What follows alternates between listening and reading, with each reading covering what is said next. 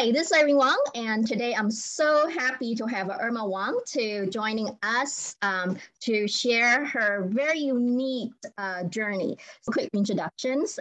She is a finalist in Embassy and third in Ohio, a Manhattan dance sport, and winning the Harvest Moon competition at the open goal level, which is very, very high accomplished dancer. Thank you, Irma, for joining us. Thank you so much for having me. Before we start, we talk about long distance relationship. Can you do a quick introduction and a little bit about yourself? Sure, yeah. So, first of all, I'm a mom. I'm a mom to a 9-year-old boy. I live in Chicago. I'm originally from Singapore. And I also, for a living, I manage a private investment company. So that's what I do. Wow, amazing. You have kids, you have a successful career, but now you are having a long distance, a partnership relationship. You're in Chicago. I understand that your teacher actually in New York. How can you manage that?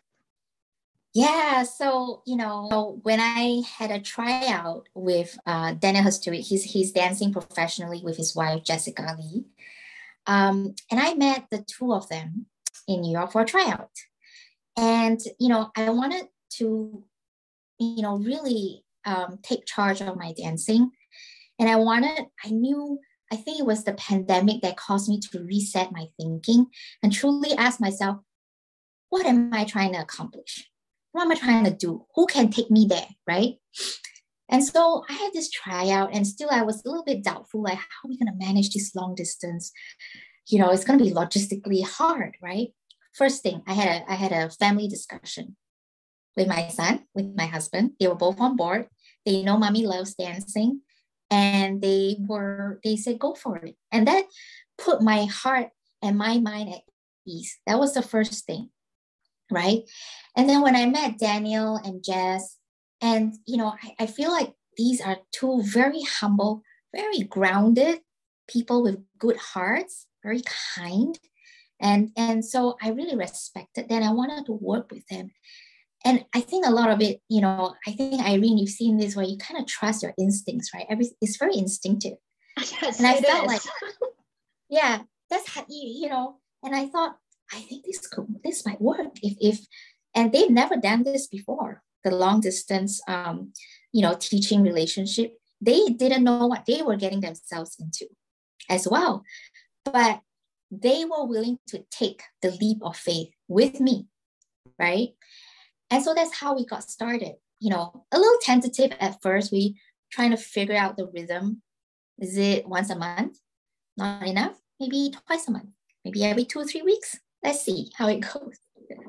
So that's how, we slowly developed that trust for each other, and the chemistry came along, and I feel like they're more like my friends now.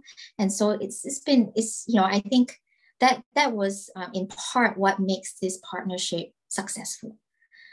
And I think at the very beginning it was challenging because imagine, right, you're learning 5 open routines, long distance, and you can't practice it every day with your partner, right? Exactly, because I'm counting on my partner to practice with me at least. Always question, I'm curious how it works. Any advice for anyone that even considered a long distance relationship? Oh yeah, I think the first thing you need to prepare yourself for is, you have to be very committed to this, right? And it's not just you, your family has to be very committed to this, especially if you have, if you're a wife or husband, if you have a spouse, or even or kids, right? So that's the number. Clear it with them first before you do this, Very so good advice. That's my number one thing. And then the second thing is, you have to start being very disciplined, much more than you were before, about managing your own practice schedule. That means solo practices, which means you need to know your own timing, beyond the choreography is one thing, right? There's a lot of heavy lifting. It's very time consuming learning routines anyway, right? But this one is like the challenge is tenfold, right? Because you really need to know the timing very, very well on your own, which actually accelerates your own development. And the second thing is you will be you a lot stronger because you will understand where your weight placement is at all times. That's very important because pro-am dancers, they tend to like, they you know, you can see them like hanging on, trying to grab onto their teacher and like, you know, and I'm totally guilty of that. I was guilty of that. I probably still am doing that a little bit now, but I'm getting better. So that's kind of like my advice, just really knowing that solo practices will become the key to your success in a long distance relationship with a pro. You've got to be able to be very disciplined about that. Amazing, amazing. Thank you so much. I think like, you know, a lot of people think that, you know, that pro-am dancers, they don't, you know, of course, we don't train at the same level or spend the same amount of time as professionals, but the mentality of you know, pro-am dancers who take this sport very seriously, you can see in their dancing, in their dedication to the sport, that mentally and emotionally they are just as dedicated and just as passionate. And I have so much respect for all the ladies, all the gentlemen out there who are, you know, just really, you know, dedicating their time and energies. It's not easy. I think, you know, we should really applaud that.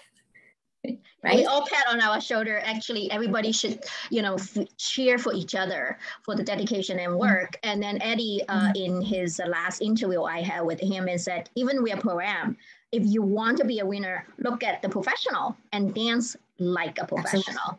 Absolutely. That is yes. The winner. Thank you so much for this amazing interview and knowledge sharing.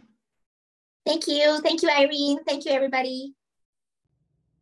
I hope you find this video useful, and please give me a thumbs up and click the subscribe button to subscribe to my channel. And click the little bell button as well, so when I have a new video comes out, you will be notified.